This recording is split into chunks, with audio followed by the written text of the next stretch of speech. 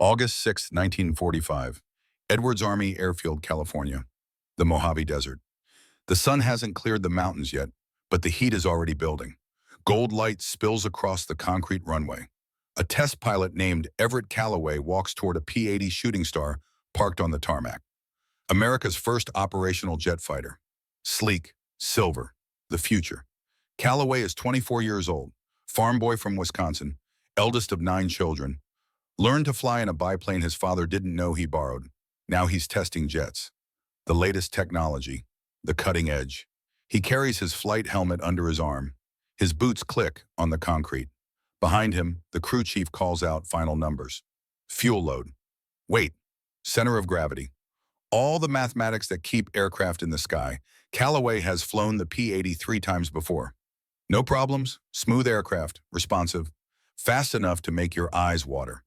He climbs the ladder, settles into the cockpit. The seat fits like it was made for him. In a way it was.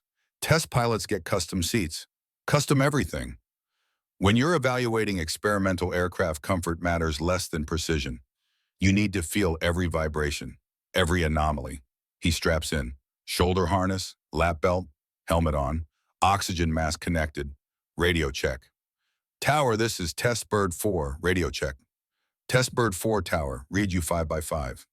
Roger Tower, beginning pre-flight. The checklist is on his kneeboard. 17 items. He's done this hundreds of times. Combat, training, testing. The routine is muscle memory now. Fuel selector. Check. Hydraulics. Check. Electrical. Check. Trim. Check. He pauses at item 12. Auxiliary fuel pump. The P-80's jet engine requires this pump during climb-out. The engine-driven pump can't maintain fuel pressure on its own until the aircraft reaches altitude. Every pilot knows this. Every crew chief briefs it. Callaway's hand hovers over the switch, then moves on to item 13. He'll come back to it. Engine start sequence. The jet turbine spools up. Different sound than the piston engines he flew in combat. Higher pitched. Sustained whine instead of rhythmic roar. The sound of the future. Tower clears him for takeoff. Callaway taxis to the runway. Lines up. The nose points down the white center line toward empty desert. He advances the throttle. The P-80 accelerates. Smooth. Fast. The runway markers blur past. Rotation speed. Nose up. The main gear lifts off. Then the nose gear. Airborne. Callaway retracts the gear. Checks his instruments. Everything green. Airspeed increasing. Altitude climbing. 200 feet. 300. The auxiliary fuel pump switch is still in the off position. The engine-driven pump struggles to maintain pressure. Fuel flow drops. The turbine begins to starve. At 350 feet, the engine quits. No explosion, no dramatic failure, just sudden absolute silence. A jet fighter without thrust is a very expensive glider. And at 350 feet, there's not much sky to work with. Callaway's training kicks in. He reaches for the auxiliary pump, flips it on. But it takes several seconds for the pump to spool up and restore pressure. Several seconds he doesn't have. The P-80 noses down, losing airspeed, losing altitude. 200 feet. Callaway reaches for the ejection handle, pulls hard. The canopy blows off. The ejection seat fires. Explosive charge kicks him free of the aircraft. 100 feet. The parachute deploys. White silk blossoms against blue sky. But 100 feet isn't enough altitude for a parachute to fully inflate and slow a falling body from ejection speed to survivable speed. Callaway hits the desert floor at 50 miles per hour. His neck breaks on impact. Death is instantaneous. No pain, no final thoughts. Just alive one moment, gone the next. The crash crew arrives within 3 minutes. They're good, fast, professional. Doesn't matter. A medic checks for pulse. Finds none. Checks for breath. Nothing. Captain Everett Callaway, 24 years old. 40 confirmed aerial victories against Japanese aircraft over the Pacific. 200 combat missions survived. America's ace of aces. The pilot with more confirmed kills than any other American in history. Dead because he forgot to flip a switch. The crew chief who briefed him on the auxiliary fuel pump stands next to the wreckage, looks at the P-80's instrument panel, sees the switch in the off position. His face goes pale. He forgot the aux pump. An officer standing nearby makes a note on his clipboard. Cause of accident, pilot error. Failed to engage auxiliary fuel pump during pre-flight, resulting engine failure at insufficient altitude for recovery. 3,000 miles away in a farmhouse in Wisconsin. Marjorie Calloway is making breakfast. She's 22 years old, married 3 months ago. Her husband promised he'd be home for Christmas, said testing jets was safer than combat, said the war was over, the dangerous part was behind him.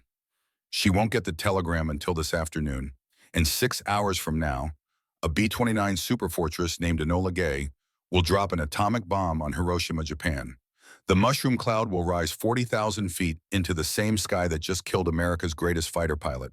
Newspapers tomorrow will run both stories: the bomb that ended the war and the ace who didn't live to see it end. The headline writers will note the irony, the timing, the tragedy. But that's the end of the story. This is the beginning. 5 origins, 4 years earlier, 1941. 5 men in 5 different places. None of them know each other. None of them know that together they will destroy 168 enemy aircraft during World War II. None of them know that only 3 will survive the war, and one of those 3 will die the day it ends. Marcus Pappy Brennan, age 30, Marine Corps Base, Quantico, Virginia. A Thursday morning in July. Hot, humid. The kind of weather that makes uniforms stick to skin. Marcus Brennan sits across a desk from a Marine Corps major. Between them, a stack of papers. Resignation forms. End of commission. End of career. Brennan is 30 years old. Married. 3 children. Drowning in gambling debts. Drinks too much. Fights with his wife. The Corps has been patient. More patient than he deserves. But patience has limits. The major slides the papers across the desk. Sign these and you're done, Brennan. Honorable discharge, clean record. But you're finished as a Marine. Brennan picks up the pen. His hand doesn't shake. Should maybe, but it doesn't. How much do you owe? The major asks. $1,500. That's 6 months' pay. I'm aware, sir. Gambling, drinking, bad decisions. The major is quiet for a moment. You're a good pilot, Brennan. One of the best I've seen. But you're destroying yourself. Yes, sir. I hope you figure it out before it kills you. Me too, sir. Brennan signs the papers. 5 years of service. Gone. He stands, doesn't salute. Not a Marine anymore. Just a man with debts and bad habits walking away from the only thing he was ever good at. Outside the administrative building's civilian waits. Older man, maybe 50, weathered face, eyes that have seen combat. He's leaning against a Ford truck smoking a cigarette. You Brennan Palm, Marcus stops. Who's asking?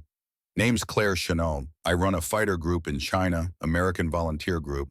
You might have heard of us, Flying Tigers. Brennan has heard of them. Mercenaries, Americans flying for the Chinese government against the Japanese. Legal, technically. The U.S. isn't at war yet. Citizens can fight for whoever pays them. What do you want? Chanel drops his cigarette, grinds it under his boot. I want pilots who can shoot. Word is you can shoot. I can fly. Whether I can shoot at people I don't know yet. That's honest. I like honest. Chenault opens the truck door. We pay $500 for every Japanese plane you knock down. Confirmed kills only. Cash. No paperwork. No questions about what you do with it. Brennan does the math fast. $1,500 in debt. 3 kills pays that off. 4 kills he's ahead. When do we leave? Ship sails from San Francisco on Monday. That give you enough time to say goodbye. Brennan thinks about his wife, the way she stopped looking at him after the 3rd time the police brought him home drunk, the way his kids hide when he comes through the door. I don't have anyone to say goodbye to. Chenault nods, understands. Good, easier that way. Welcome to the Flying Tigers, Brennan. Try not to get yourself killed before you earn your first 500. Victor Hawk Kowalski, age 22, Randolph Field, Texas. September. Flight training, 2nd week. Victor Kowalski sits in a Stearman PT-13 biplane, hands gripping the control stick too hard. His flight instructor, Major Harrison, occupies the rear cockpit. Their voices connect through the intercom. Tinny, compressed. Kowalski, you're over-controlling. Gentle inputs. Feel the aircraft, don't wrestle it. Victor tries to relax his grip. The Stearman wobbles. He corrects. Too much. The biplane dips left. He corrects right, overcorrects. The aircraft porpoises through the sky like a drunk trying to walk a straight line. Kowalski, bring us in. We're done for today. The landing is worse. Victor flares too high. The Stearman drops the last 5 feet. Bounces, bounces again. Settles onto the runway with a thud that makes both their spines compress. In the debriefing room, Major Harrison removes his leather flight helmet, sets it on the table, looks at Victor with something that might be sympathy but feels like pity. Son, I don't think you have what it takes to be a pilot. Victor Kowalski's parents emigrated from Poland in 1922. They left everything, family, friends, land that had been in the Kowalski family for 6 generations. They came to America and settled in Oil City, Pennsylvania. His father got work at the refinery, 16-hour days, hands that never stopped smelling like petroleum. But it was work. It was America. Victor grew up speaking Polish at home, English at school. 2 languages, 2 worlds. His mother cooked Polish food. His father drank Polish vodka. They lived in America, but their hearts never left Krakow. September 1st, 1939. Germany invaded Poland. Tanks, bombers, the Blitzkrieg. Victor was 17, came home from school to find his mother sitting at the kitchen table crying. Not quiet tears, sobbing. The kind that comes from grief so deep there are no words. His father read the newspaper, said nothing. When Victor asked what happened, his father looked at him with eyes that had gone dead. Our country is gone. Germany has killed Poland. Victor's mother had 2 sisters still in Warsaw, 3 nephews, a niece. They never heard from them again. No letters, no telegrams, just silence. The silence of the grave. Now 2 years later, Victor sits in a briefing room in Texas while a major tells him he doesn't have what it takes. Victor looks at Major Harrison, speaks in a voice that doesn't waver. Sir, my mother's sisters are dead. I don't know how, I don't know when, but I know German aircraft flew over their houses. I know German bombs killed them. So I'm going to learn to fly. I'm going to shoot down German planes. And I'm going to do it whether you think I have what it takes or not. Harrison studies him. Long silence. Then, report for extra flight training at 0500 tomorrow morning. I'll teach you myself. If you wash out, it won't be because I didn't try. Victor doesn't wash out. Takes him longer than the other cadets. Requires more hours. More patience. But he learns, not to fight the aircraft, to feel it, to become part of it. By graduation, he's middle of his class. Not the best, not the worst, but determined. And determination, Harrison tells him, counts for more than natural talent. Natural talent gets you killed, Harrison says on graduation day, because talented pilots think they're invincible. You know you're not. That might save your life. Thaddeus Mac Mercer, age 30 September 15th, 1942, USS Wasp, somewhere in the Pacific Ocean east of Guadalcanal. Lieutenant Thaddeus Mercer stands on the carrier's flight deck, signal paddles in his hands. Landing Signal Officer, LSO, the man who guides fighters back to the ship. Red paddle in his right hand means adjust right. Green left means adjust left. Wave off means abort the landing and go around again. It's delicate work, requires timing, judgment, experience. Mercer has all 3, 33 years old. Too old to be a fighter pilot, the Navy said. Too old to handle the G-forces, the stress, the lightning-fast decisions. So they made him an LSO, watching other men fly, guiding them home. Important work, necessary work, but not the same as being in the cockpit. The morning is clear, unlimited visibility, combat air patrol circling overhead, 4 F-4F Wildcats providing protection. The Wasp steams at 20 knots, part of a task force escorting transports to Guadalcanal. Routine operation, standard procedure. Then the lookout screams. Torpedoes in the water port side. Mercer's head snaps left, sees them. 3 white trails, arrows of death, coming fast. Japanese submarine. He drops the signal paddles, starts running. Doesn't know where, anywhere but here. The first torpedo hits amidships. The sound is enormous. Not an explosion, an impact. 2,400 pounds of high explosive detonating against steel hull. The deck jumps beneath Mercer's feet. He goes down, slides, catches himself on a tie-down ring. The second torpedo hits 8 seconds later. Forward, near the aviation fuel storage. This time there's an explosion. Fire erupts from the flight deck, orange and black. Heat so intense, Mercer feels his face burn from 40 yards away. The third torpedo finds the engine room. The Wasp shudders, lists hard to starboard. Men scream, metal shrieks. The carrier is dying. Mercer gets to his feet. The deck is tilted 15 degrees. 20. Getting worse. He runs uphill toward the island. Around him, Kate. Men jumping overboard. Fire spreading. Someone's burned, screaming. The smell is gasoline and burning flesh. He reaches the rail, looks down. 40 feet to the water. The water is covered with burning oil. If he jumps there, he burns alive. He runs further aft, finds a section without fire, climbs the rail, doesn't think, just jumps. The fall seems to last forever. Then impact. Water closes over his head. Warm water. Pacific warm. He kicks. Surfaces. Gasps. Around him debris. Bodies. Men swimming. The Wasp is listing 30 degrees now. Definitely sinking. Destroyers are moving in to pick up survivors, but they're cautious. The submarine might still be hunting. Mercer sees another man in the water, 20 yards away, face down, not moving. He swims over, turns the man face up. It's a pilot, young, maybe 19, unconscious, blood from a head wound. Mercer gets an arm around him, starts swimming, one arm around the pilot, other arm stroking, legs kicking. It's exhausting. The pilot weighs 160, maybe 170. Dead weight. Mercer is strong, but he's not young, 33. Every year feels like 10 in this moment. He swims, arm burning, legs burning, lungs burning. He's not going to make it. Can't. Too far. Too tired. Then a destroyer appears beside them. Sailors throwing lines, hands reaching down. They pull the pilot up first, then Mercer. He collapses on the deck. Can't breathe. Can't think. Just lies there while the world spins. The pilot wakes up an hour later, finds Mercer in the crew quarters. "Sir, you saved my life." Mercer looks at him, 19 years old, whole life ahead. "What's your name?" "Ensign Robert Parrish, sir." "Well, Ensign Parrish, you're welcome. Try not to get yourself killed now that I've gone to the trouble of saving you." Parrish smiles. "Yes, sir. Can I ask you something?" "Sure." "Why'd you do it? You could have just swam for the destroyer yourself."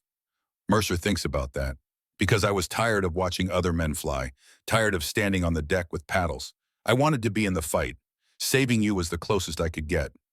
That night, the destroyer transfers survivors to a transport heading back to Pearl Harbor. Mercer stands at the rail watching the Pacific. The Wasp is gone. Sunk 3 hours ago. Good carrier. Good crew. Gone.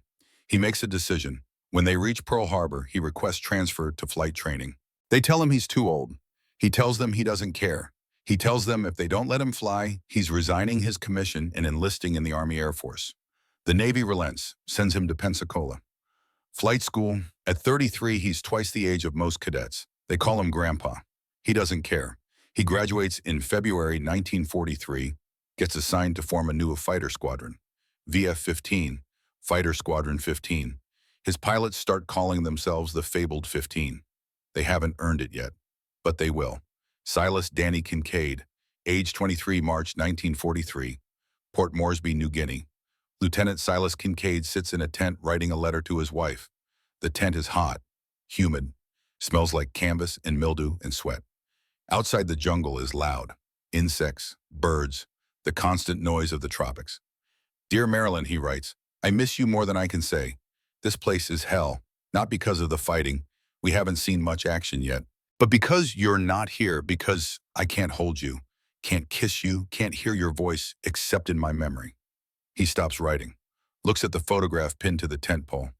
Marilyn on their wedding day, 6 months ago. She's smiling, wearing white, the happiest he's ever seen her. He's named his P-38 Lightning after her nickname. Pudgy, she hates the nickname, says it makes her sound fat. She's not, she's perfect. But the name stuck when they were kids and he's called her that ever since.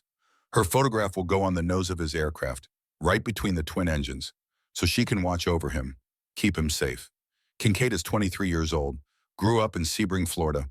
Parents divorced when he was 10, lived with his mother, saw his father twice a year, learned early that the only person you can count on is yourself. He studied aeronautical engineering at Georgia Tech. Smart kid, could have had a career designing aircraft. Then Pearl Harbor happened. Suddenly, designing planes seemed less important than flying them. He enlisted the day after Pearl Harbor. December 8, 1941. Aviation Cadet Program. Flight school. Advanced training. By the time he graduated, America had been at war for a year. They sent him to New Guinea, assigned to the 475th Fighter Group, Satan's Angels, they call themselves. Flying P-38 Lightnings, twin-engine fighters, fast, heavily armed, distinctive twin-boom design. Kincaid has flown 12 combat missions. No kills yet, plenty of opportunities. The Japanese are active over New Guinea, but every time he lines up a shot, something happens. Target breaks away. Another pilot gets there first. Guns jam. Bad luck. The math of war. But it bothers him. Other pilots in his squadron have kills. Lieutenants with less flight time, less training. But they've scored and he hasn't. It bothers him more than it should. He finishes the letter to Marilyn. I promise I'll come home to you, no matter what. I love you. Always. Danny. He seals the envelope, addresses it, takes it to the mail tent. On the way back, he passes the operations board. List of pilots, list of kills. One pilot has 5. 2 have 3 each. 4 have 1. Kincaid has 0. He stares at the board, tells himself it doesn't matter.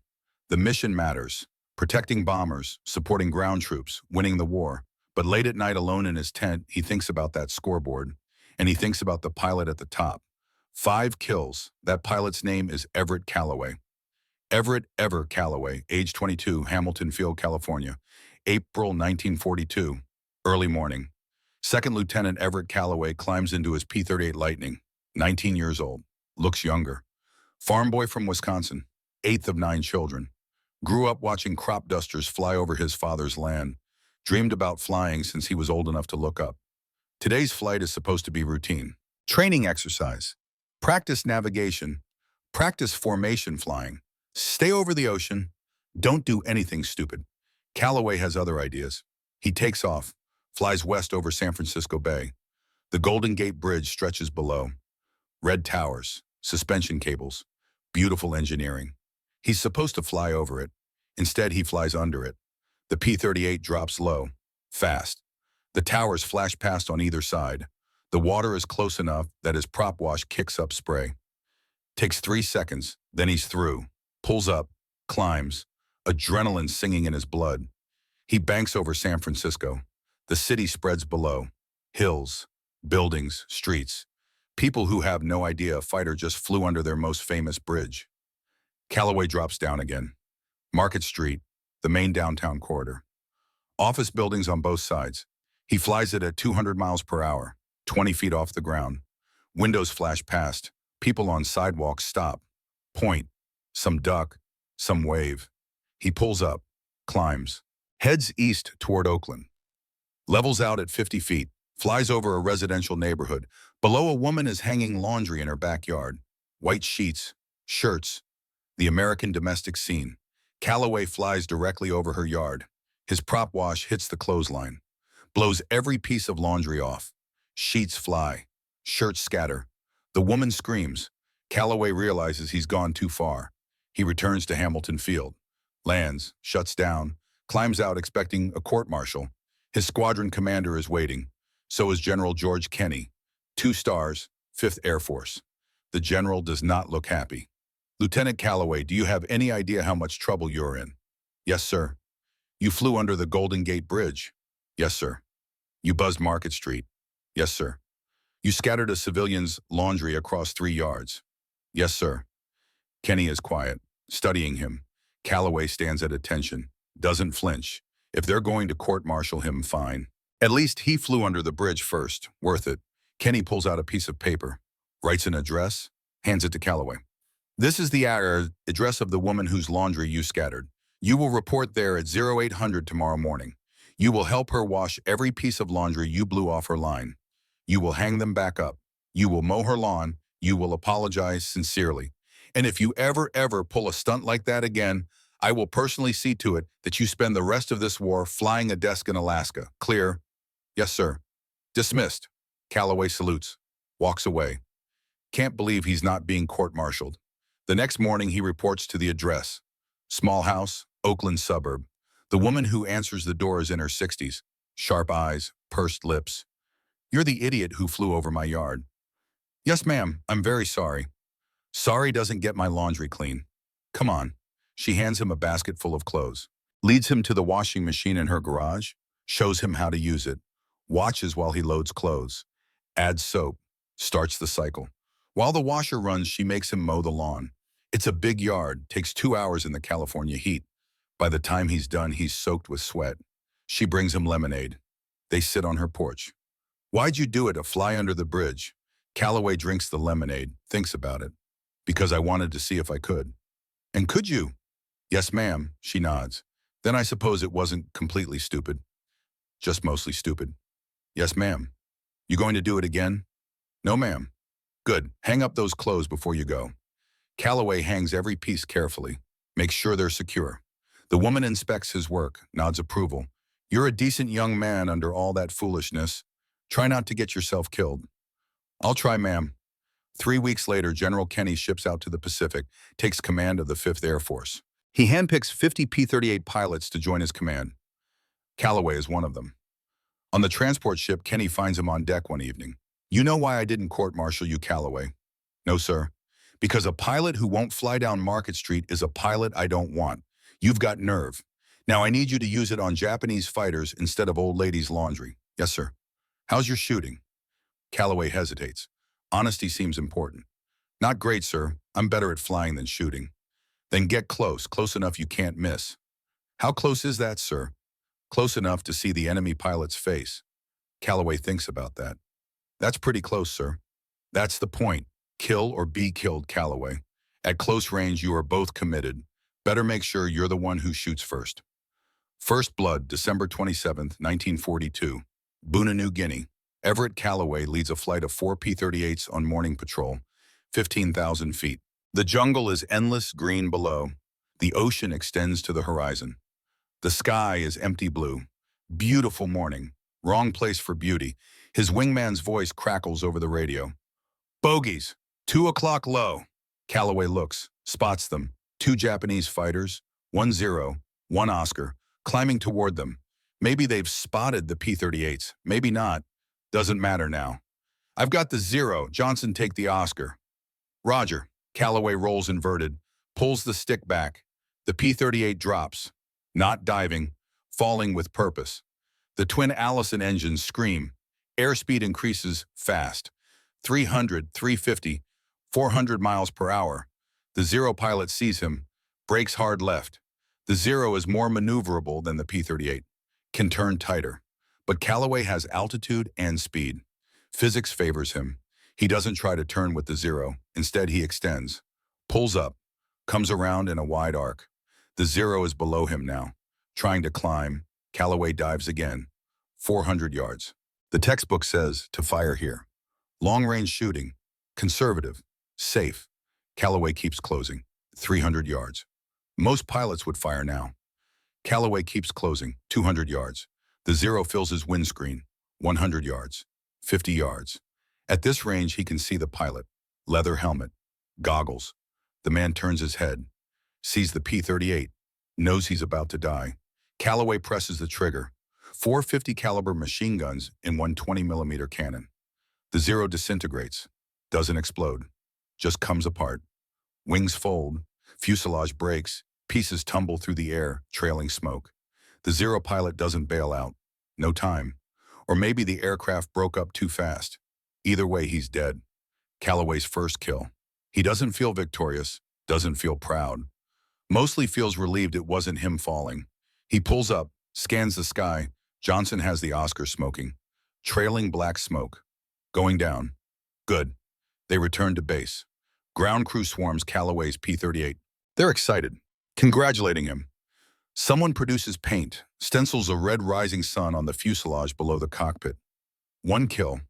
1 Japanese pilot who woke up this morning and never went to bed tonight. That night, Calloway tries to write a letter home. Starts several times, can't find the right words. How do you tell your mother you killed a man?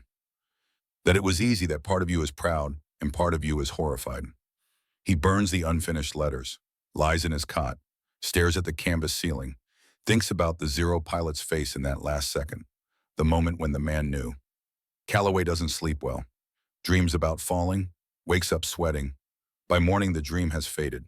They brief another mission. He flies. The routine absorbs the horror. You do the job. You don't think about it. Thinking gets you killed. Spring 1942, Kunming, China. Marcus Brennan flies a P-40 Warhawk with shark teeth painted on the nose. The Flying Tigers. Claire Chennault's Mercenary Air Force. American pilots. Chinese money.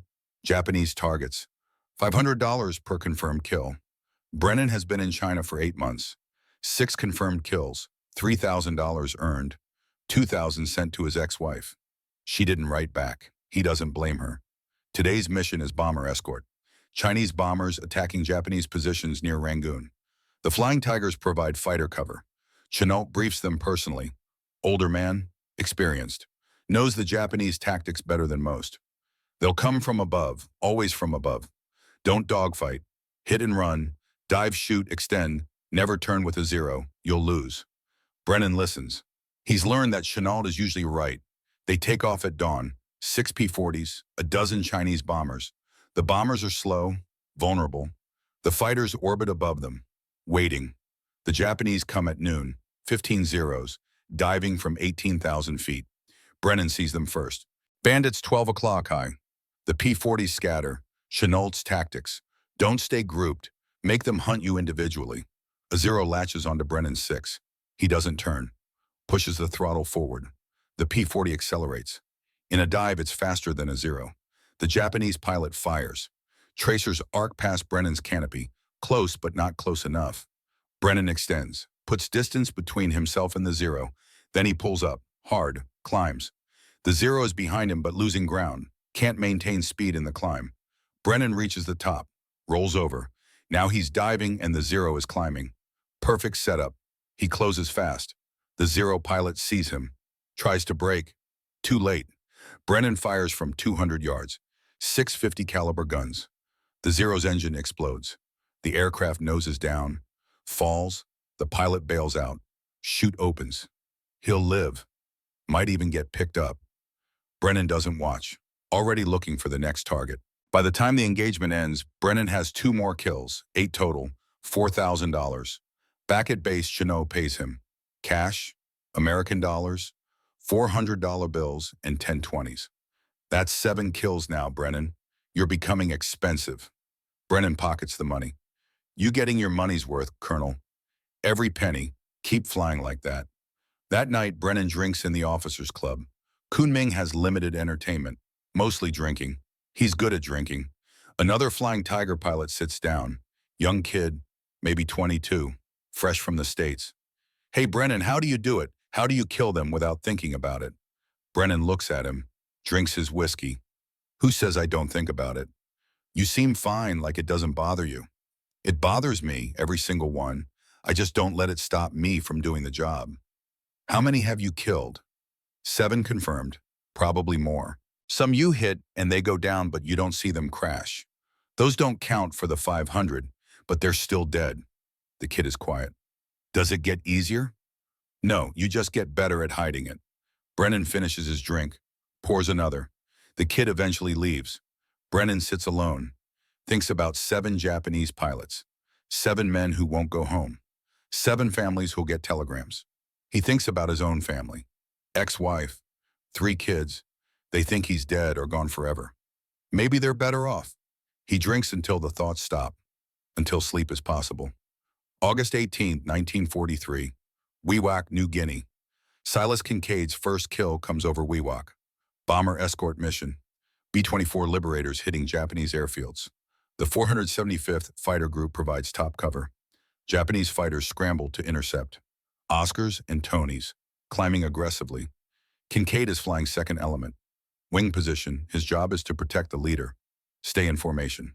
Don't get separated. But he sees an Oscar climbing toward the bombers, alone, separated from its formation. Kincaid breaks off. His element leader calls him. Kincaid, where are you going? I've got one. He doesn't wait for approval, pushes the throttle forward. The P-38 accelerates. Twin engines roar. The Oscar is 1,000 feet below. Kincaid dives, closes the distance. The Oscar pilot sees him, brakes left. Kincaid follows. In his mind, everything he learned in training. Lead the target, account for deflection. Short bursts, his thumb finds the trigger. Squeezes, 450s in a cannon, tracers arc across the sky. Some miss, some hit.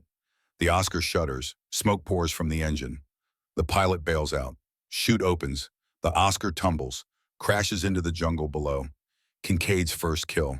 He feels it. Surge of adrenaline, pride, relief, terror. All at once, his hands shake on the stick. No time to process another Oscar on his 6. He breaks right, climbs. The Oscar follows, but the P-38 has more power. Kincaid extends, reverses, catches the Oscar from behind. Second kill. By the time they return to base, Kincaid has three. 3 kills in one mission. Instant ace.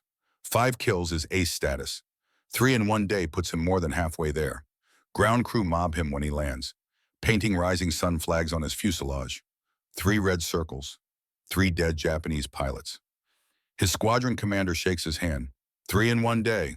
That's damn good flying, Kincaid. Thank you, sir. How do you feel? Kincaid thinks about that. How does he feel alive, sir? Good answer. That night, Kincaid writes to Marilyn, tells her about the mission. 3 kills. Doesn't tell her how terrified he was. Doesn't tell her that he can still see the first Oscar pilot's face as the man bailed out. Doesn't tell her that there's a pilot named Calloway who has more kills than him, and it bothers Kincaid more than he wants to admit. He seals the letter. Looks at her photograph. Wishes she was here. Knows she can't be. Falls asleep thinking about the scoreboard. About the names above his. About climbing higher. The scoreboard, end of 1943. By the end of 1943, the 5 pilots are scattered across the war. None of them know each other, but the numbers are accumulating. Everett Calloway, 5th Air Force, New Guinea. 28 confirmed kills. Top American ace in any theater. Silas Kincaid, 475th Fighter Group, New Guinea. 21 confirmed kills. Rising fast. Marcus Brennan. Flying Tigers disbanded. Back in the Marine Corps, assigned to form Marine Fighter Squadron 214. The Black Sheep.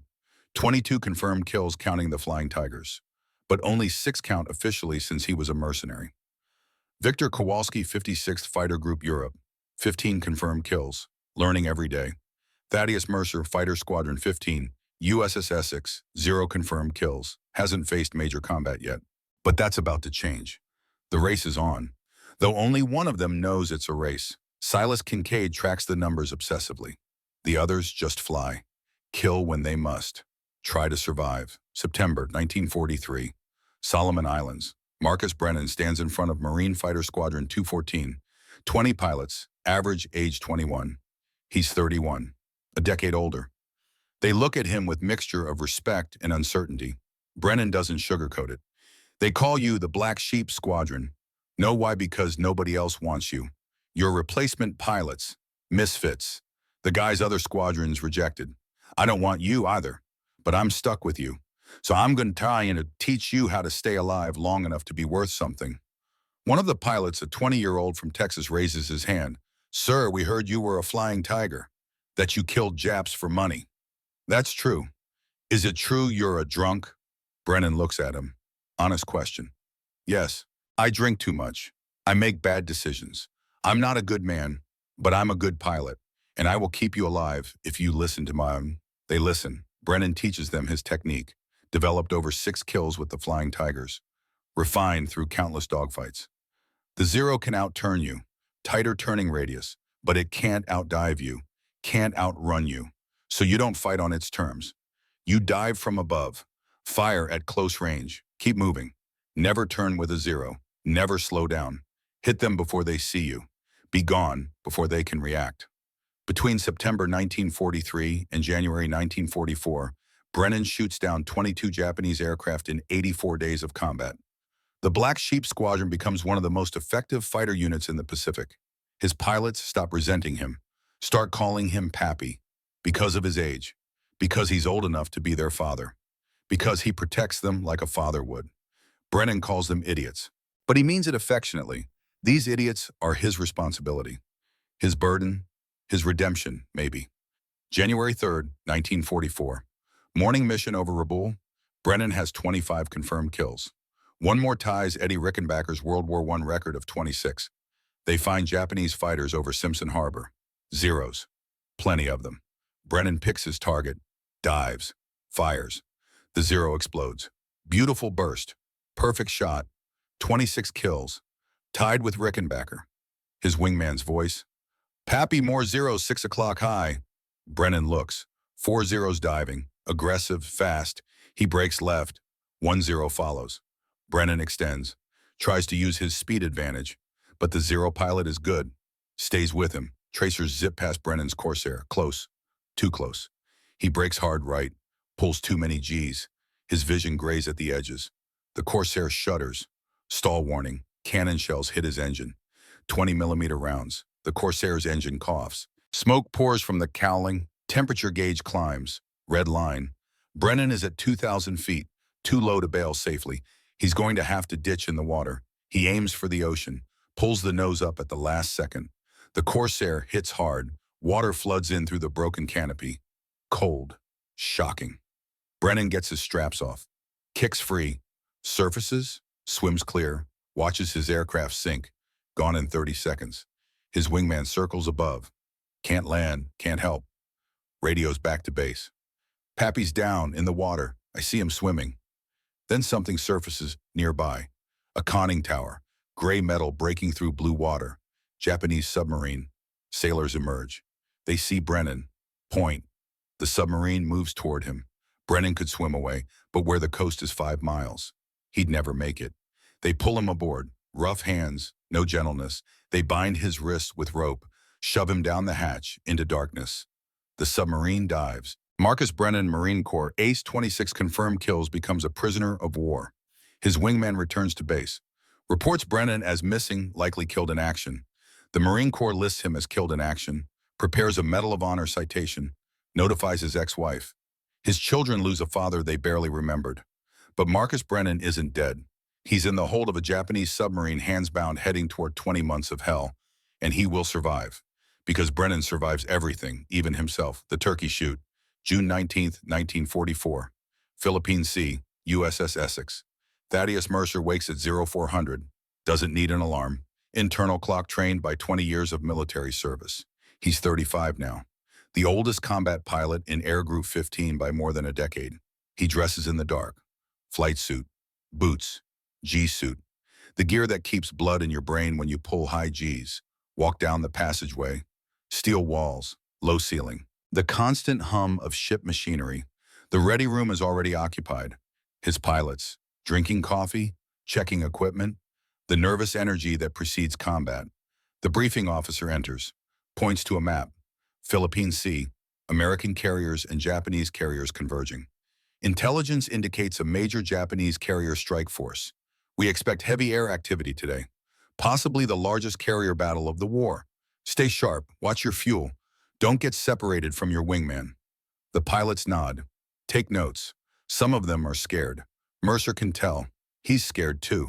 Experience doesn't eliminate fear, just teaches you how to function through it. 0600. Launch. Mercer climbs into his F-6F Hellcat. Crew chief helps him strap in, checks his connections. Radio, oxygen, parachute harness. Good hunting, sir. Thanks, chief. Engine start. The Pratt & Whitney radio coughs. Catches. 14 cylinders fire in sequence. Beautiful sound. Power. Reliability. The flight deck, crew signals. Green flag. Mercer advances throttle. The Hellcat rolls forward. Picks up speed. Launches off the bow. The carrier drops away. Ocean below. Sky above. Dawn breaking in the east. He climbs to 15,000 feet. 12 Hellcats in formation. Combat Air Patrol. Circle. Wait. Scan. 0820. Radio crackles. Radar operator. Voice urgent. Multiple bogies inbound. Bearing 270. Range 40 miles. Estimate 50-plus aircraft. 50 Japanese planes. Mercer's squadron has 12 Hellcats. He keys the radio. Voice calm. His pilots need to hear confidence. All flights fabled laid. Vectors 270. Angels 15. We intercept before they reach the fleet. The Hellcats turn west. Mercer scans the horizon. Clear blue. Empty. Then he sees them. Dark specks. Growing larger. Not 50 aircraft. More. 70. Maybe 80. A massive strike force. Zeros providing escort. Val and Judy dive bombers in the center. Heading for the American carriers. 12 against 80. Mercer keys the radio again. Gentlemen, this is what we train for. Stay together. Watch your wingman. Let's go to work. He pushes the throttle forward. The Hellcat accelerates. 2,000 horsepower, solid American engineering driving him toward an enemy that outnumbers him 6-1. The Japanese formation is spread out. Bombers center, fighters flanking. They see the Hellcats. Zero escorts break off to engage. Mercer ignores the Zeros, dives through them, going for the bombers. A Judy dive bomber fills his gun sight. Range 400 yards. Too far. He closes. 300. 200. He fires. 650 caliber machine guns hammer. Half-inch bullets. 400 rounds per minute per gun. The Judy's right wing crumples. The aircraft rolls inverted. Falls. First kill. Mercer doesn't watch it crash. Already pulling up. Scanning. Another Judy to his left. The pilot sees him. Brakes right. Mercer anticipates. Leads the turn. Fires. Hits the cockpit. The Judy noses down. Smoke trail. Second kill. 2 minutes elapsed. A Zero gets on his tail. Tracers flash past his canopy. Mercer brakes hard left. 6 Gs. The G-suit squeezes his legs. Forces blood to his brain. Vision grays at the edges but holds. He reverses right. Hard. The Zero overshoots. Mercer gets behind him. Fires. The Zero explodes. Pieces everywhere. Third kill. 3 minutes. The sky is chaos. Aircraft everywhere. Tracers crisscrossing. Parachutes, smoke trails. Burning aircraft falling. The combat zone extends for miles. Mercer spots 3 Judys in formation, heading for the Essex. If they get through, hundreds of men die. He dives on them from above. Picks the leader. Closes to 100 yards. Can see details. Rivets on the fuselage. The rear gunner turning his weapon. Doesn't matter. At 100 yards with 650s, the outcome is certain. He fires. Long burst. The Judy disintegrates, not an explosion. Just structural failure. Wings fold. Fuselage breaks. Pieces tumble. Fourth kill. He pulls up. The other 2 Judys have scattered. He chases the left one. It's diving. Trying to escape. Mercer follows. The Hellcat is heavier, but it dives well. He closes. 150 yards. 100. Fires. Hits the engine. Oil sprays back. Coats the Judy's windscreen. The pilot is blind. The aircraft wobbles. Falls out of control. 5th kill. 7 minutes since first contact. Mercer pulls out of the dive at 8,000 feet. His engine is running hot. Coolant temperature climbing. He needs altitude. Let the engine cool. But there's still 1 Judy from that formation. The third one. He spots it 2 miles east. Already diving toward the fleet. Mercer pushes throttle to maximum. Emergency power. The engine screams. Temperature gauge goes red. He's trading engine life for speed. Fair trade. He closes the distance. 1 mile. Half mile. The Judy is fast in its dive. Mercer is faster. 300 yards. 200. He fires. Misses. The Judy jinks left. Mercer follows. Fires again. Hits. The Judy's left engine catches fire. The pilot maintains the dive. Determined. Brave. Dead. Mercer fires a third time. The cockpit shatters. The Judy rolls, out of control, crashes into the ocean. 6th kill, 9 minutes total. Mercer climbs. His hands shake. Adrenaline, see? His breathing is fast. He forces it slower. In through the nose, out through the mouth. Controlled. Below the fleet is firing anti-aircraft. Black puffs of flak. The Japanese attack is broken. Scattered. An individual aircraft trying to escape or get through. Mercer's fuel is at 60%. Ammunition low. He should return to the carrier. But he spots a lone Judy. Trying to escape north. Low altitude. He dives, closes, fires the last of his ammunition. The Judy burns, falls, 7th kill. He returns to the Essex, lands, shuts down the engine, sits in the cockpit. Can't move. Exhausted. Hands won't stop shaking. Flight deck crew swarms the aircraft, counting bullet holes. 12. Mercer didn't know he'd been hit. He climbs out, legs unsteady, squadron commander waiting. Mac radar counted your kills. 7 aircraft confirmed. Mercer looks at him. 7 in 1 mission. In 9 minutes, you just became an ace in a single day. 7 kills. Most aces don't achieve that in entire careers. Mercer did it before lunch. That afternoon, he flies again. Combat air patrol over Guam. Runs into 2 Zeros. Shoots both down. 9 kills in 1 day. 2 kills in the morning combat. 7 in the turkey shoot. The only American pilot to achieve ace in a day status twice. Ever. That evening, Mercer sits in his quarters, writing a letter to his wife, Sarah. Dear Sarah, today I became an ace. 7 aircraft in the morning, 2 more in the afternoon, 9 total. They tell me that's a record for 1 day. I don't feel proud. I feel tired. 9 Japanese pilots didn't go home tonight. Some of them were probably younger than the pilots I command. Did they have families, sweethearts? I'll never know. I just know they're dead and I'm alive. I keep my pilots alive too. That matters. That has to matter. Love, Mac. He seals the letter, lies on his bunk, closes his eyes, sees the Judys exploding. Over and over, knows he'll see them for years. But his pilots came home. All 12 Hellcats returned. That matters more than anything. Twist Brennan survives January 3rd, 1944, 20 months before the turkey shoot. Marcus Brennan is pulled aboard the Japanese submarine. Sailors bind his wrists, shove him below deck, into a storage compartment barely big enough to lie down. The submarine dives. Water pressure compresses the hull. Groaning metal. Diesel smell. Darkness. 3 days underwater. No food. Water once a day. A cup. Warm.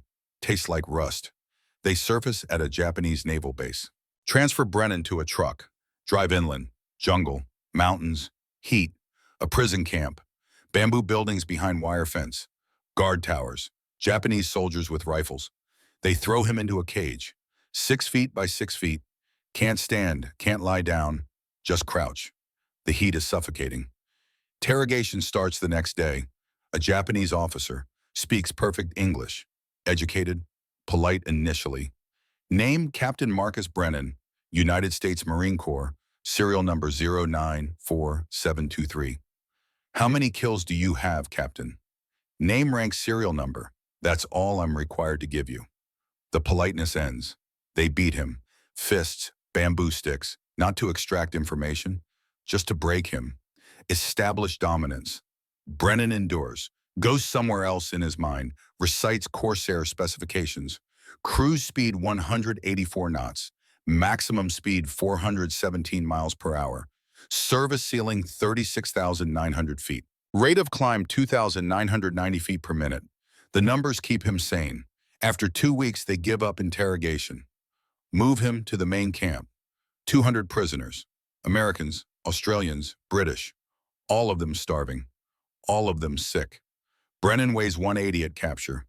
3 months later, he's 140. But he's still Pappy. The younger prisoners recognize him. Word spreads. The drunk, the mercenary, the ace. Now a POW just like them. They look to him. Need leadership, structure, hope. Brennan organizes them, creates a system. Sick prisoners get extra rations. Strong help weak. They share everything. Take care of each other. The guards don't like it. Beat him for organizing. Brennan takes the beatings, keeps the system running. A 20-year-old Marine from Texas shot down over Rabul 2 months after Brennan asked him one night how he stays strong. How do you do it, Pappy? How do you take the beatings and keep going? Brennan looks at him, emaciated, sick, but alive. I keep going because you idiots need me to. Someone has to keep you alive. Might as well be me. You think we'll make it home? Some of us will. Maybe not all, but some. Will you? Brennan doesn't answer that, doesn't know, just keeps surviving day by day. They try to escape twice. Both attempts fail. The jungle is impenetrable. Guards to alert. After the second attempt, they put Brennan in solitary. A month. The cage again. No human contact. Heat. Insects. Hunger. Alone with his thoughts. He survives. Because that's what Brennan does. Survives. Months pass. The war continues somewhere beyond the wire. They hear rumors. American advances. Island hopping. Getting closer. Brennan tracks the war by watching the guards. When guards are confident, Japan is winning. When they're nervous, America is winning. By mid-1944, the guards are very nervous. Kowalski's fall, July 20th, 1944. Germany, near Koblenz. Victor Kowalski has 28 confirmed aerial victories. Top American ace in Europe. Higher than anyone. The Air Force wants to rotate him home. His tour is over. He's earned rest. But there's one more mission. Just one. Strafing attack on a German airfield. Kowalski can't resist. One more. Then he'll go home. He leads 6 P-47 Thunderbolts low over German countryside. Fields. Forests. The Rhine River silver in morning sun. Then the airfield.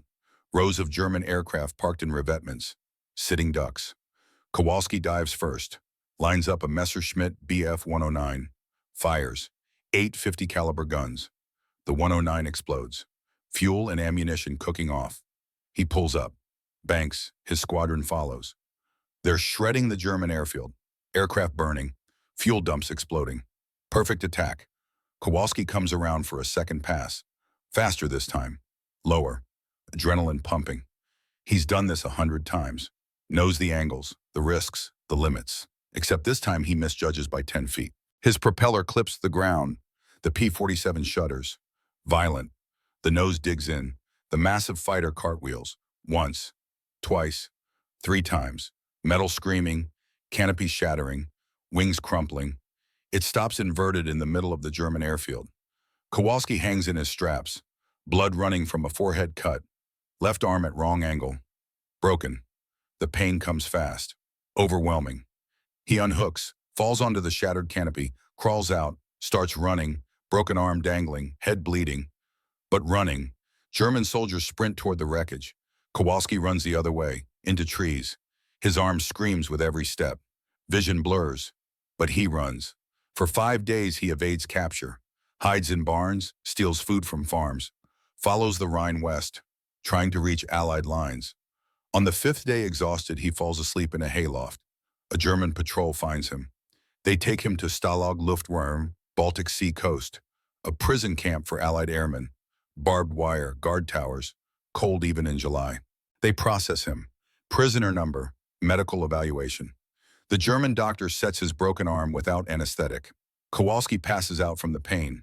When he wakes, he's in a barracks, 50 bunks, other American pilots, some British, all of them shot down, all of them prisoners. An American captain approaches. "You're Kowalski, the ace." Victor looks at him. "Was an ace, now I'm a prisoner." "How many kills at 28? The captain whistles. "That's more than anyone in this camp.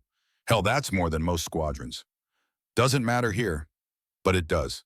The other prisoners look up to him, want to hear stories, want to know how he survived this long.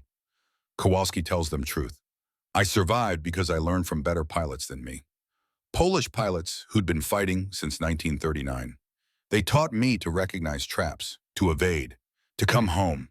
I'm only here because I got arrogant, flew too low, thought I was invincible." He pauses. "I wasn't.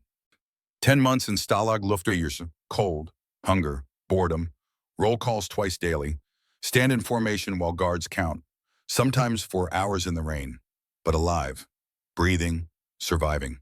The war moves on without him. He hears rumors. D-Day, Allied advance into France, Germany collapsing, spring 1945, Soviet artillery audible in the distance, getting closer every day.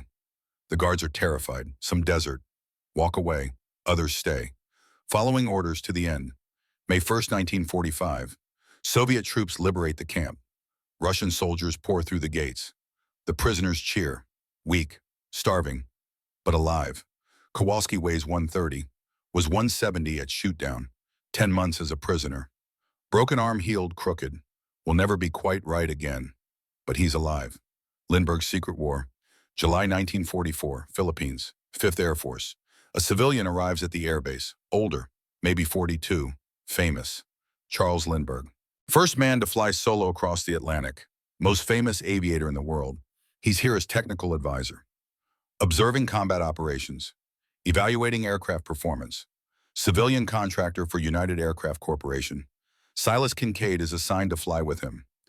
Orders from command, treat him like any pilot, no special treatment despite his fame. Kincaid briefs Lindbergh before their first mission. "Stay on my wing. Don't engage unless I authorize it. Your job is to observe, not to fight." Lindbergh nods, doesn't argue, doesn't mention that he's been flying longer than Kincaid has been alive. They take off.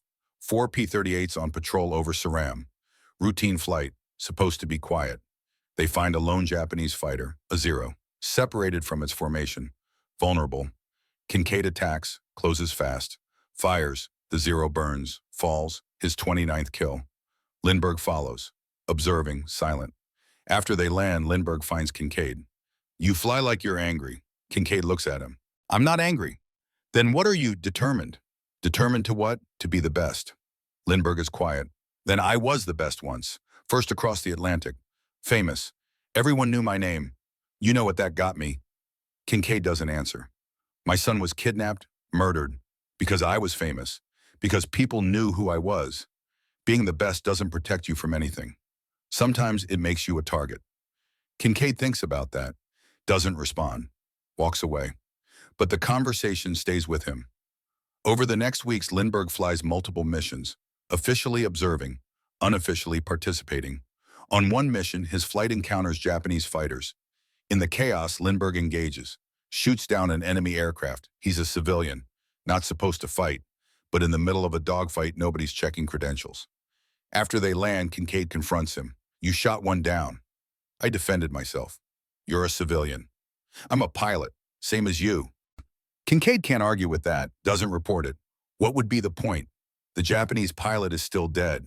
The war continues, but he gains respect for Lindbergh. The man could sit safely at home, famous, wealthy. Instead, he's here. At 42, flying combat missions unofficially. One night they talk. Tent, humidity, jungle sounds outside. Why are you here, Mr. Lindbergh? You don't have to be. Call me Charles, and I'm here because this is what I know. Flying, combat, it's what I'm good at. You're good at a lot of things. No, I'm famous for one thing, the Atlantic flight. Everything else is footnotes, but here I'm just another pilot. That's worth something. Kincaid understands that. The need to prove yourself, to be defined by what you do, not what you're known for. How many kills do you have? Lindbergh asks. 31. How many do you want? Kincaid doesn't answer immediately. Then honest, more than Calloway. He has 36. And why does that matter? Because someone has to be first. And if you die trying, is it worth it? Kincaid doesn't answer because he doesn't know. Won't know until it's over. One way or another, Kincaid's Christmas Day, 1944. Luzon, Philippines. Silas Kincaid has 34 confirmed kills. Everett Calloway has 38. 4 kill difference. So close. Calloway is grounded. Orders from General Kenny. Sent home. The war is over for him. He's safe. He survived. That means the race is over. Calloway won. 38 kills, unless someone passes him. Kincaid can do it. 4 more kills. Just 4. Christmas morning mission. Fighter sweep over Luzon. 15 P-38s. Kincaid leading. They encounter Japanese fighters, 20 of them. Aggressive. Well-coordinated. A major engagement develops fast. In the swirling dogfight, Kincaid's guns jam. All of them. Mechanical failure. Worst possible time. He should retreat. Head home. No guns means no kills. No point staying in the fight. But his squadron is under attack. Outnumbered. One of his pilots is in trouble. 2 zeros on his tail. The kid is panicking. Radioing for help. Kincaid dives toward them. No guns. Just his aircraft. He positions himself between the zeros and the American P-38. Forces the zeros to break off. They don't want to risk collision. The American escapes.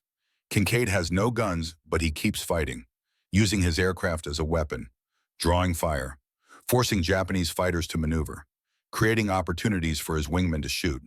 He saves 3 pilots that day, doesn't score a single kill.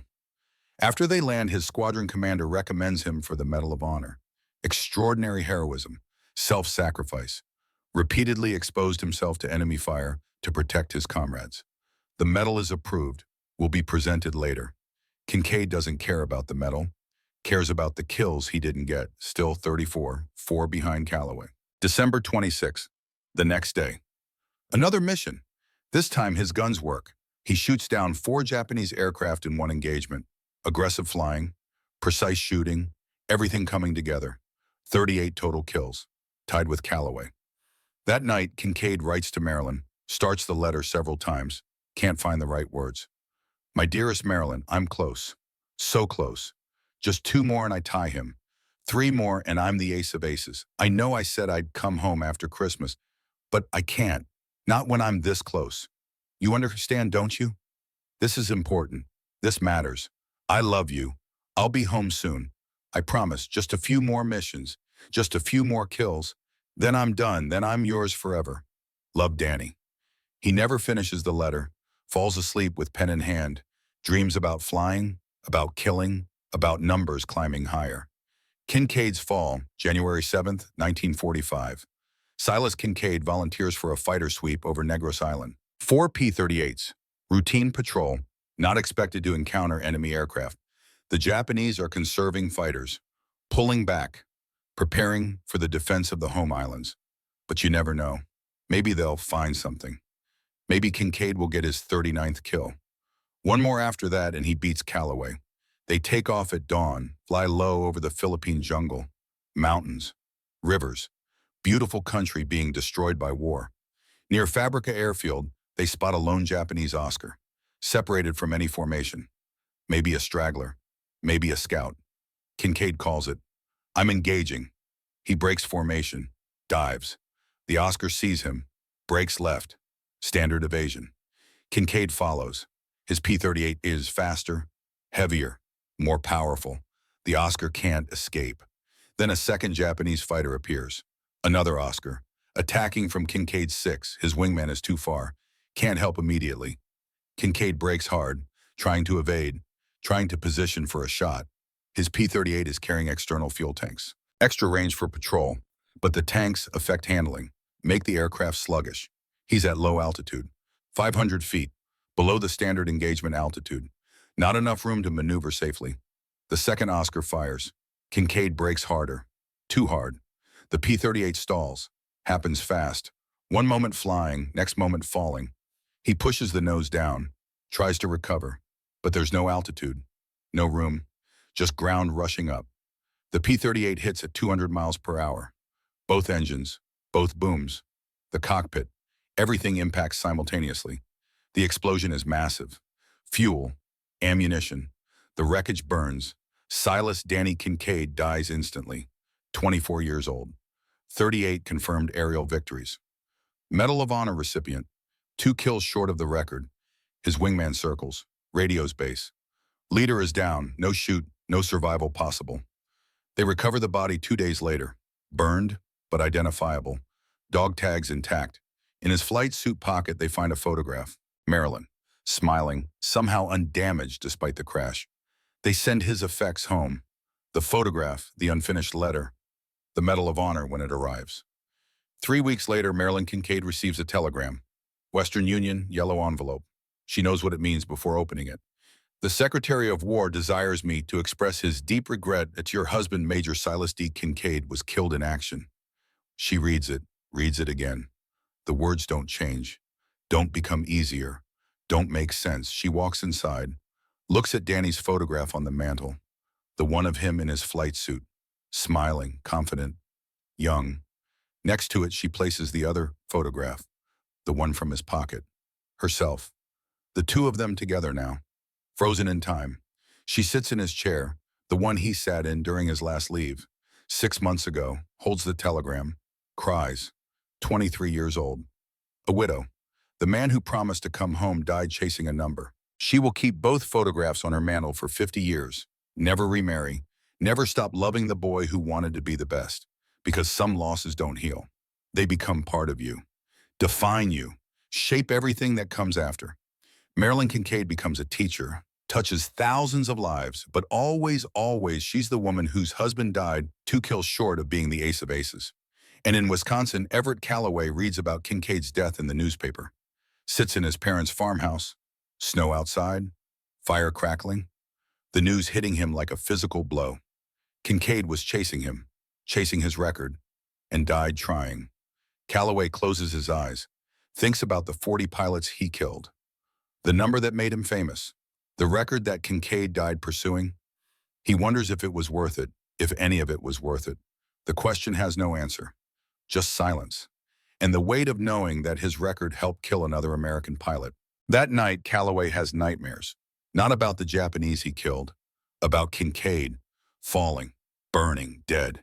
He wakes up sweating, Marjorie beside him. She holds him, doesn't ask, knows he won't talk about it. The war continues. But for Calloway, something has broken. The pride in his achievement, the satisfaction, gone. Replaced by guilt he can't name and can't escape. 40 kills, the record, the price. Was it worth it? He still doesn't know. The widow's grief, January 9th, 1945. Sebring, Florida.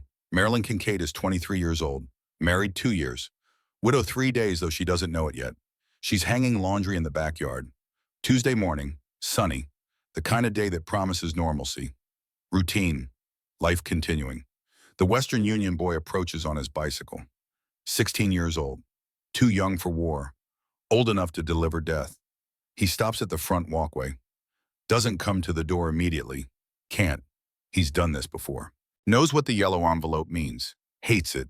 Stands there holding it like it might explode. Marilyn sees him through the kitchen window. Stops hanging laundry. Hands freeze on a bedsheet. She knows, instantly. The way wives know. The way the world shifts before anything is said. She walks to the front door, opens it. The boy holds out the telegram. His hand shakes. "Ma'am." She takes it, gentle. "Thank you." He wants to say something, can't find words. Turns, leaves fast, grateful to escape. Marilyn stands on the porch, holds the envelope. Doesn't open it. Not yet. While it's sealed, Danny is still alive. Schrodinger's husband, dead and alive simultaneously until observation collapses the wave function. She sits on the porch steps, sun warm on her face, birds singing, the world beautiful and indifferent. She opens the envelope. "The Secretary of War desires me to express his deep regret that your husband, Major Silas D. Kincaid, was killed in action in the performance of his duty and service of his country. The department extends to you its sincerest sympathy in your great loss." Killed in action, performance of duty, great loss. Words that mean everything and nothing. Official, formal, absolute. She reads it 3 times. 4. The text doesn't change. Doesn't become less real. Inside the house on the mantel above the fireplace, Danny's photograph watches. Flight suit, smile, confidence. 24 years old forever. She walks inside, picks up the photograph, studies it. His eyes, his smile, the way he looked at her on their wedding day. "You wanted to be the best," she says to the image. Voice quiet, breaking. "Was it worth it?" The photograph doesn't answer, can't, will never answer. She sets it back on the mantel, sits in Danny's chair, the leather one he sat in during his last leave. 8 months ago, a lifetime ago. The telegram sits in her lap. She holds it, feels the paper. Physical proof. Documentation of the end. Later neighbors come, bring food, condolences. Sympathy that means well but can't touch the core of the pain. They say things. He died a hero. He's in a better place. Time heals all wounds.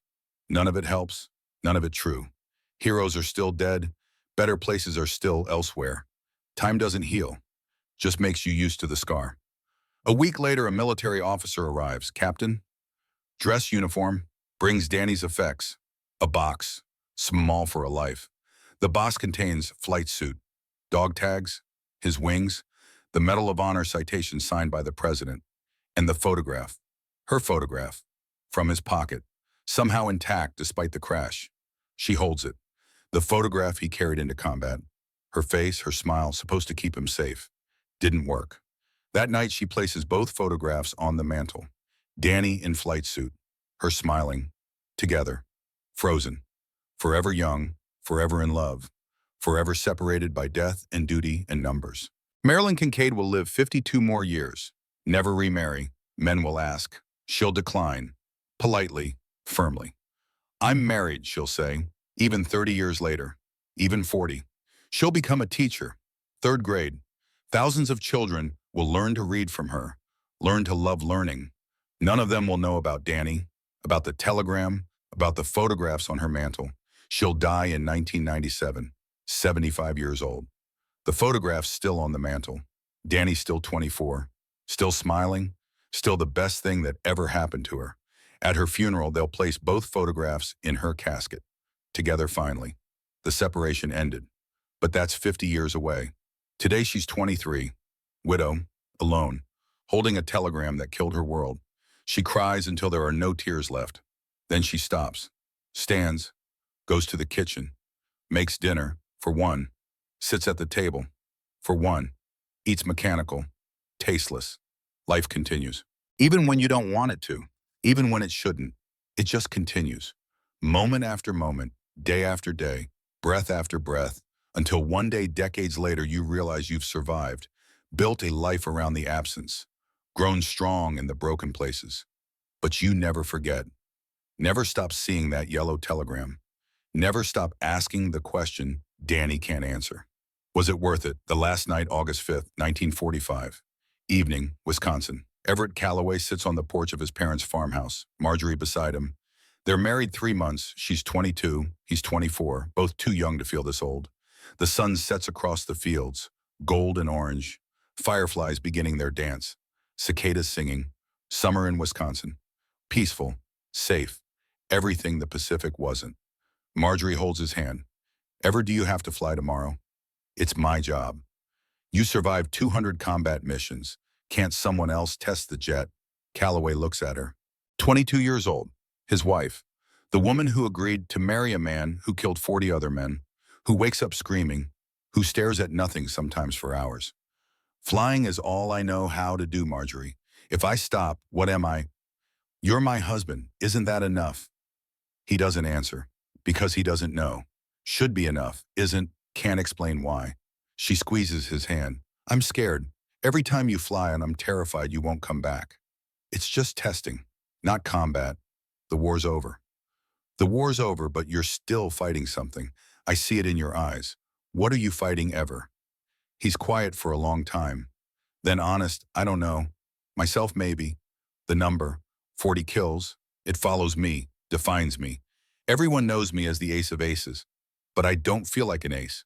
I feel like a man who survived by killing 40 other men. You did your duty. I know, but duty doesn't make it easier. Those 40 pilots had faces, names, families.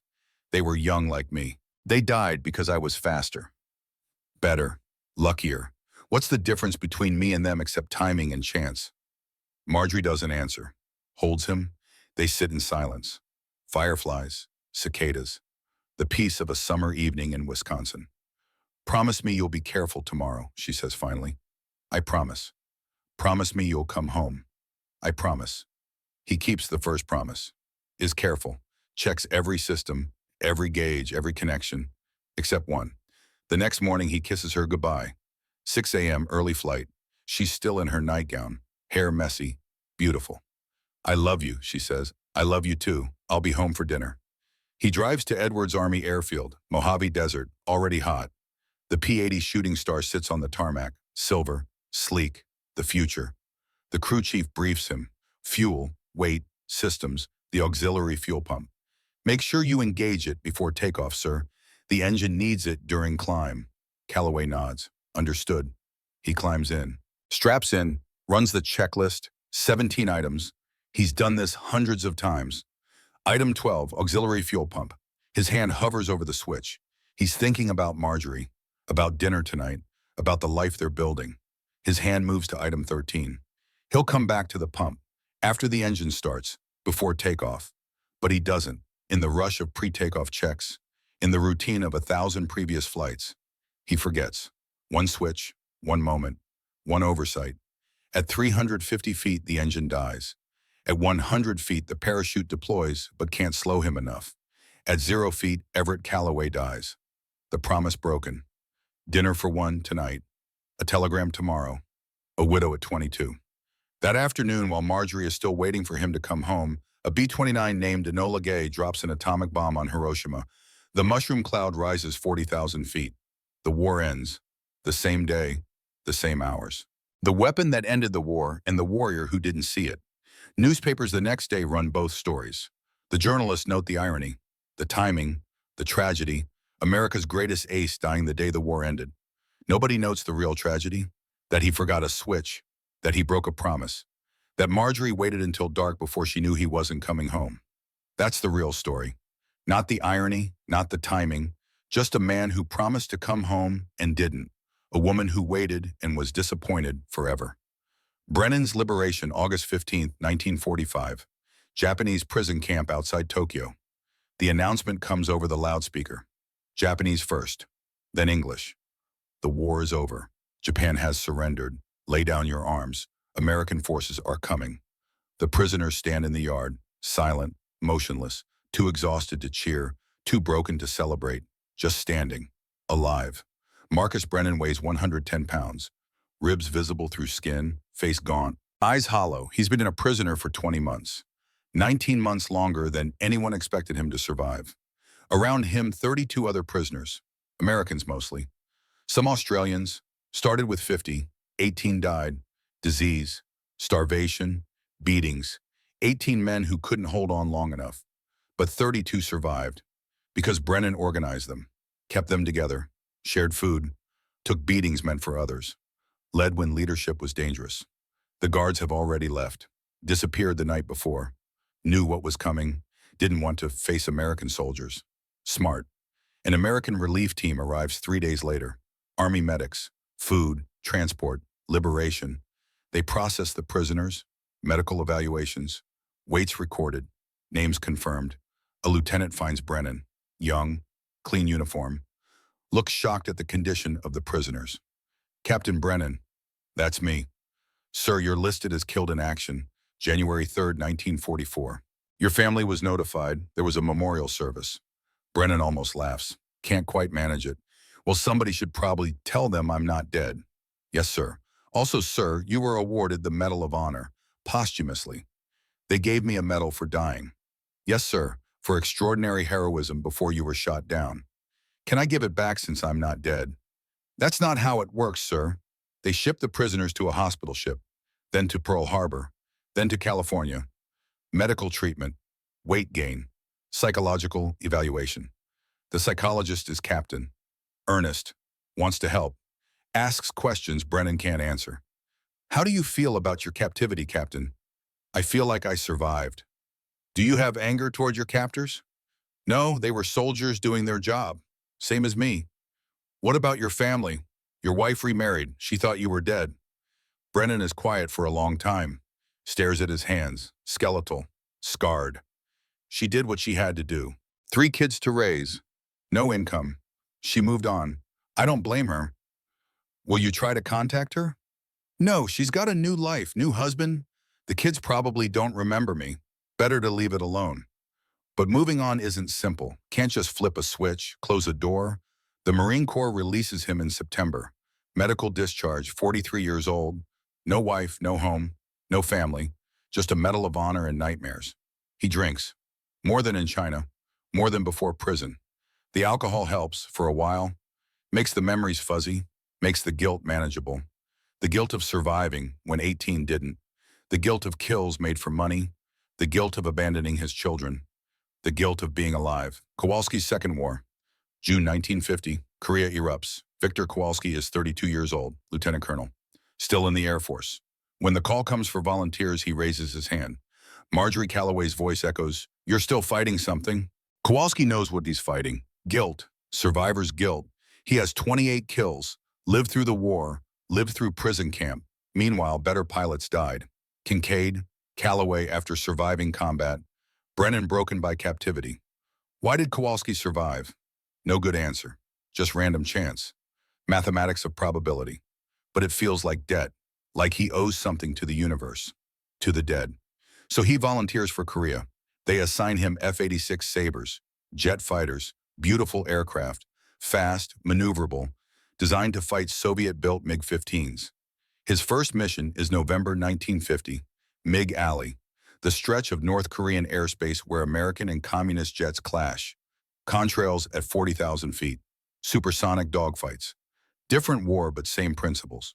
Position, speed, altitude, situational awareness.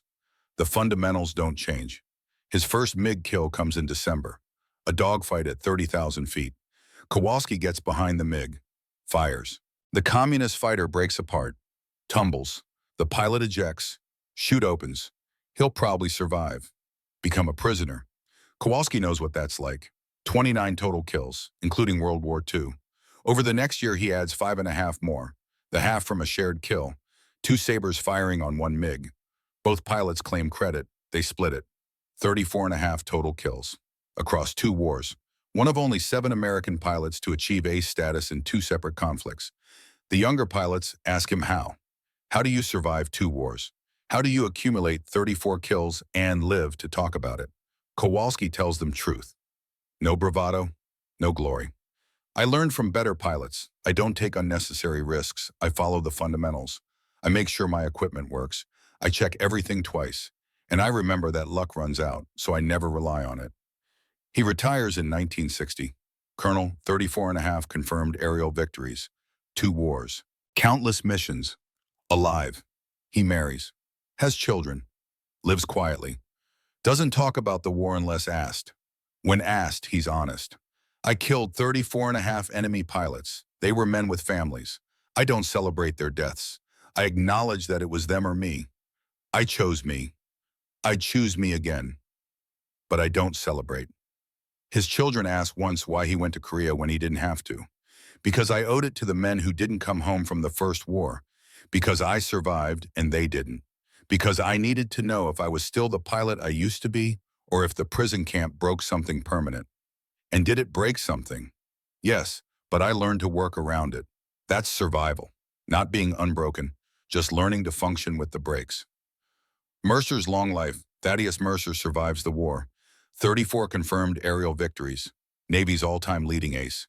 The only top American ace to live beyond 25. He stays in the Navy after 1945, rises to captain, commands aircraft carriers, trains new pilots, but never flies combat again. Someone had asked him why.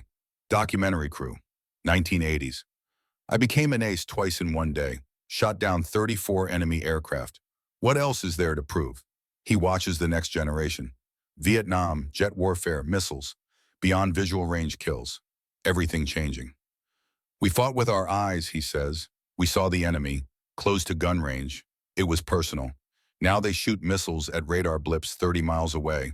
Different war, maybe cleaner, maybe more efficient, but different. In 1970, he watches television. Baba Black Sheep, the show about Brennan's Black Sheep Squadron, Hollywood version. Sanitized, heroic.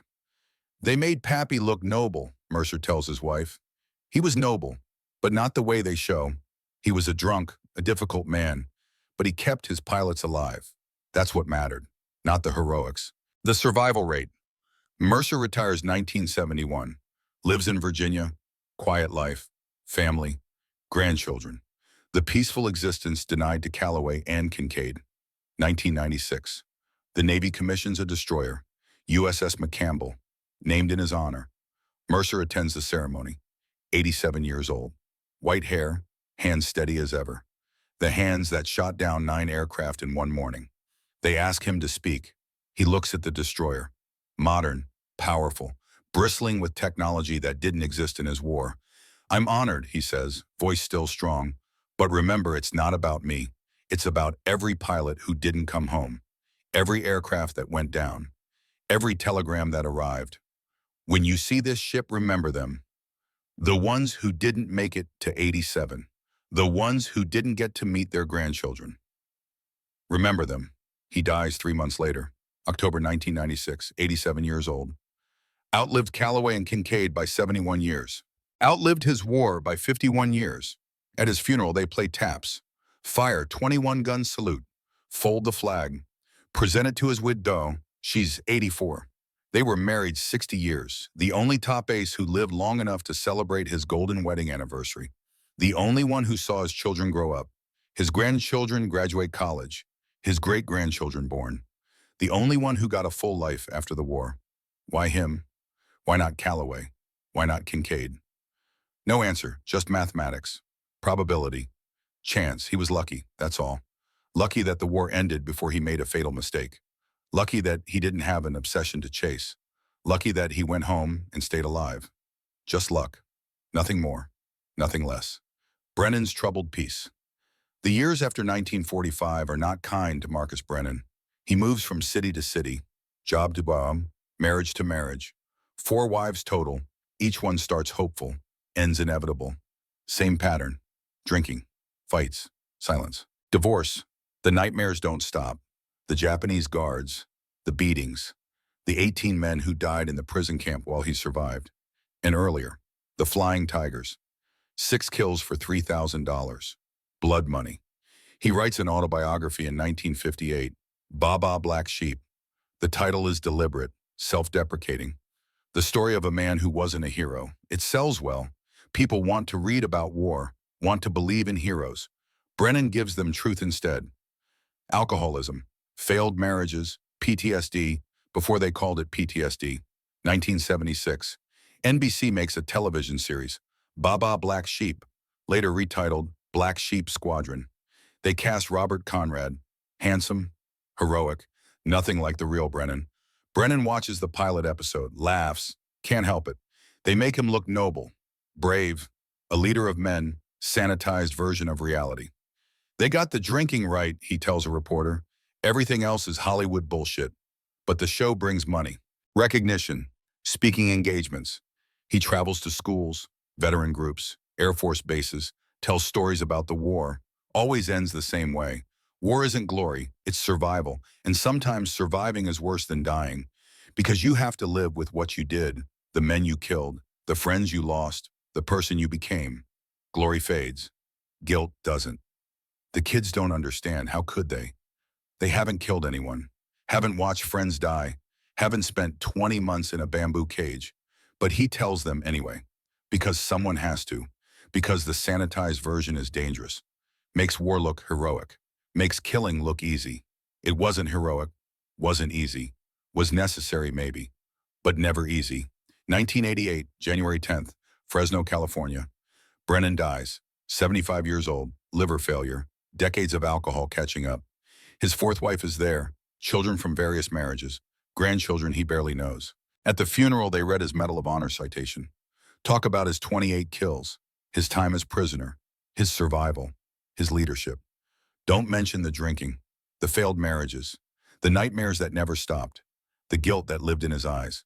One of his sons speaks, middle-aged, never knew his father well. My father wasn't perfect. He'd be the first to tell you. He made mistakes, hurt people, hurt himself. But he survived. He came home when a lot of men didn't. That counts for something. They bury him with military honors, Marine Corps funeral detail, 3 volleys, taps, flag folding, presentation to his widow. On his headstone, they inscribe what he wanted, simple, honest, true. Marcus Brennan, Captain USMC, he came home. Not a hero, not an ace, just a man who came home. That's all. That's everything. The Reckoning 2025, 80 years after the war ended. The Richard Callaway Veterans Historical Center in Superior, Wisconsin. Modern building, glass and steel. His P-38 Lightning hangs from the ceiling. Restored, perfect. 40 rising sun flags below the cockpit. Her photograph on the nose. Marjorie, forever young, forever smiling. Visitors walk through, read plaques, look at the aircraft. Most are older. Veterans, some younger. Brought by grandparents. History lessons. An old man stands before Callaway's photograph. He's 75. Retired Air Force. F-16 pilot. Never saw combat. Cold War. Deterrence, different mission. His grandson is with him. 12 years old. Curious, smart, asks questions. Grandpa says he shot down 40 planes. That's a lot. That's 40 men, son, not planes, men. Did he want to kill them? The grandmother thinks carefully. Important question. Deserves honest answer. No, I don't think he wanted to. I think he had to. There's a difference, or so. What difference? Wanting to kill makes you a murderer. Having to kill makes you a soldier. Callaway was a soldier, some. Good one. Best America had. The boy studies the photograph. Young face, confident smile. Dead at 24. What happened to him? He died testing a jet fighter. Day the war ended. Forgot to flip a switch. That's sad. Yes, it is. They moved to the next exhibit. Kincaid's P-38. Pudgy painted on the nose. Marilyn's photograph. 38 rising sun flags. This one died in combat, the boy reads. 2 days after Christmas. 2 kills short of the record. He was chasing Callaway's number. Died trying to beat it. That's stupid. The grandfather smiles. Maybe. Or maybe it gave him purpose. Made him feel alive. Hard to judge from here. We weren't there. They see Brennan's exhibit. Merskers, Kowalskis, 5 American pilots, 168 enemy aircraft destroyed in World War II. Kowalski added more in Korea, but those are separate. 168, the boy says. That's a lot of killing. Yes. When was it right? This grandfather is quiet for a long time. Stares at the photographs. 5 young faces, 4 dead, 1 survivor, all marked forever. I don't know. They thought it was. Had to be. Axis powers had to be stopped. Hitler, Imperial Japan. The alternative was worse. But right, I don't know if war is ever right. Just necessary sometimes. They leave the museum. Drive home. The boy is quiet, thinking, processing. That night at dinner, he asks another question. Grandpa, would you have done it, killed 40 people? The old man sets down his fork, looks at his grandson, 12 years old. Whole life ahead. Please God, let him never have to know. I don't know, son. I hope I never have to find out. That's the best answer I can give you. The final accounting: 5 men, 168 enemy aircraft destroyed in World War II. Everett Callaway, 40 kills, farm boy from Wisconsin. Admitted he was a poor shot, so he flew close enough not to miss. Died at 24 from a forgotten switch. Silas Kincaid, 38 kills, obsessive competitor from Florida. Died at 24 chasing a record he never reached. Thaddeus Mercer, 34 kills, landing signal officer who demanded to fly combat. Became ace twice in one day. Only top ace to survive beyond 25. Lived to 87. Victor Kowalski, 28 kills in Europe, 6.5 more in Korea. Total 34.5 across 2 wars. Polish-American who learned from veterans. Survived prison camp. Lived to old age. Marcus Brennan, 28 kills. Mercenary turned Marine. 20 months as prisoner of war. Lived to 75 but never found peace. Total 168 enemy pilots killed in World War II. Japanese, German, men with faces, names, families. All dead. For what freedom? Victory. Survival. Duty. The answers depend on who's asking. Was it worth it? Asked Marjorie Callaway, widowed at 22 after 3 months of marriage. Asked Marilyn Kincaid, who kept Danny's photo on her mantle for 50 years. Asked the 32 prisoners Marcus Brennan kept alive in that camp. Ask Victor Kowalski, who avenged his mother's Poland. Ask Thaddeus Mercer, who saved his squadron by disobeying orders. Ask the 168 enemy pilots who never came home. Can't. They're dead. So we answer for them with memorials, museums, stories. We say yes, it was worth it, because freedom matters, because tyranny must be opposed, because sometimes young men have to kill other young men so the rest of us can live in peace. We say yes because the alternative is admitting they died for nothing. And we can't say that, won't say that. So we remember, honor, preserve. 5 names, 168 kills, 80 years later. Epilogue. The sound of the past. There's a restored P-38 Lightning that flies at air shows. Painted to match Callaway's aircraft. Marjorie's photograph on the nose. 40 rising sun flags below the cockpit. The name Ever After on the fuselage. When it flies, people stop, watch, point, remember. The engines roar.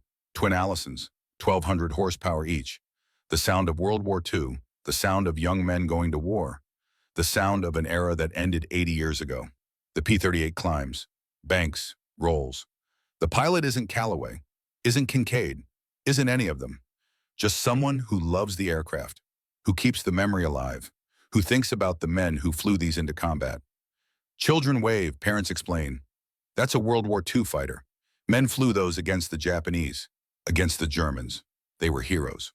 Were they heroes or just young men doing a terrible job that had to be done? Both maybe. Neither. Depends on definition, depends on perspective. The P-38 flies low over the crowd. The engine's loud, powerful, impressive. Then it climbs, higher, into the sun. The sound fades, the aircraft becomes a speck.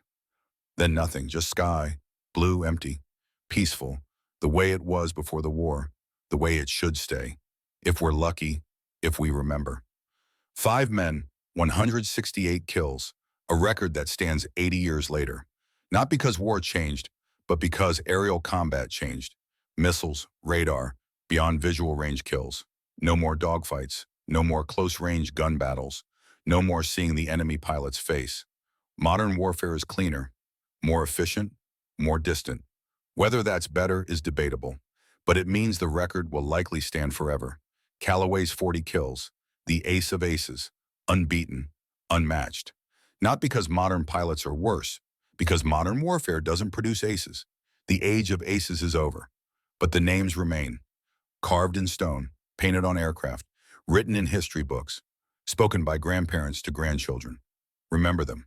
The ones who flew, the ones who fought, the ones who killed, the ones who died, the ones who survived and spent the rest of their lives trying to forget. Remember them not because war is glorious, but because forgetting is dangerous, because sanitized history repeats itself, because the next generation needs to know what it really costs. Not in money, not in equipment, in young men, in widows, in nightmares, in guilt that lasts 50 years. in marriage failures, in alcohol, in everything that comes after the fighting stops. That's the cost. That's the price. That's why we remember. Not to glorify, to remember, to honor, to ensure it's never done lightly. 5 names, 168 enemy pilots. 80 years later, the war is over, the men are gone, the aircraft are museum pieces, but the lessons remain if we choose to learn them, if we choose to remember. The end.